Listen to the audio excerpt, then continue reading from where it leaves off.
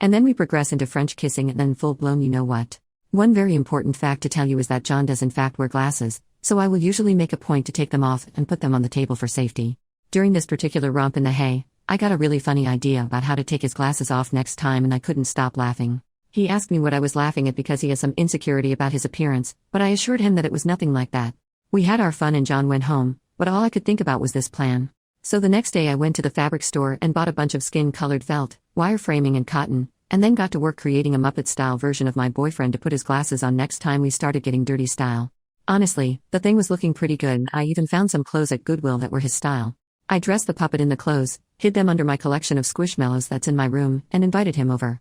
To spare you all the explicit details, we did start kissing and taking clothes off and stuff, but my hands were shaking as I reached up to grab his glasses.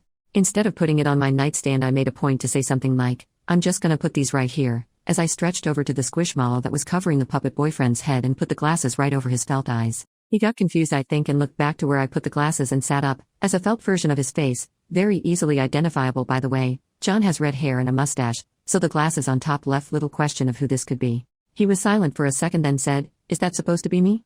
As I was laughing, I said something like, "Do you like it?" as I took it out of the Squishmallow pile and revealed the entirety of Muppet John. "Oh, did you make that?" he asked, and I stood it up off the bed and asked him to stand next to it. "See? It's just like you basically," I said, but he still wasn't laughing that much. I think he saw that the Muppet ended up being just a little bit taller than him. He's 5 feet 7 inches and probably insecure about that. The Muppet ended up accidentally being a little taller than him, around 6 feet 1 inch based on seeing them side by side. I noticed his disappointment and did a tried and true Disney impression to make him feel better. In my best goofy impression I said, "Well, looks like we should call him Big John, Hayuk." John just took the glasses off of Big John and let him fall to the floor, and put the glasses on the nightstand and sat on the bed for a while, but we eventually went to Sin City, but it was a lot more quiet than usual. He left after that, even though we were planning on having a sleepover. He said he wasn't feeling good. I texted him good night and went to bed.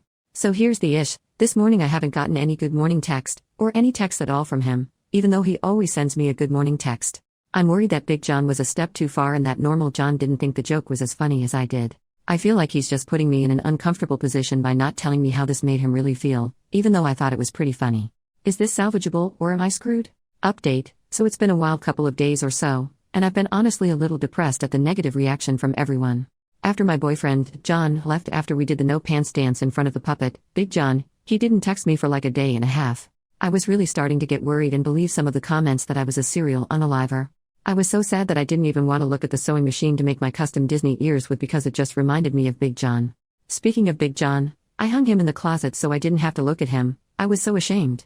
I was drawing when my phone buzzed and I saw it was finally John. All it said was, "Hey, can we talk?" I was super nervous and he came over to my place. It was awkward at first because it has been so long since we saw or talked to each other, and I honestly thought things were gonna end, especially after reading all the comments.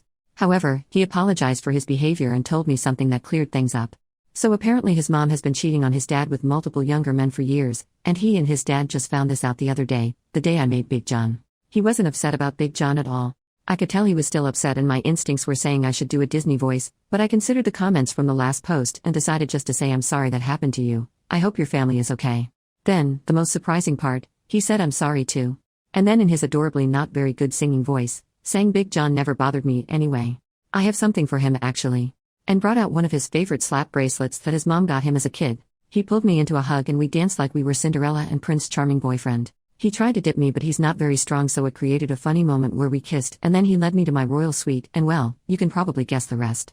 We got on the bed and normal John had some smears on his glasses after kissing.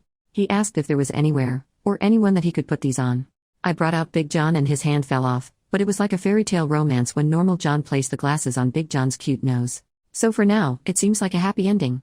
I'm sorry I didn't post any pics with the original post but after seeing John's reaction I was so embarrassed, and some of the comments were so mean that I wanted to just destroy Big John and never think of him again. But there were some very kind people who sent me private messages that made me feel a lot better and proud of my quirkiness, which could very well be autism as some commenters have stated, getting a test in a couple weeks. Also, stop thinking I would use Big John for the devil's tango. He is strictly an awesome way for normal John to have somewhere to put his glasses. So after all this time I've gained the courage to share Big John with you all like you've asked. I was happy with how it turned out and even happier that my beloved loved him as well.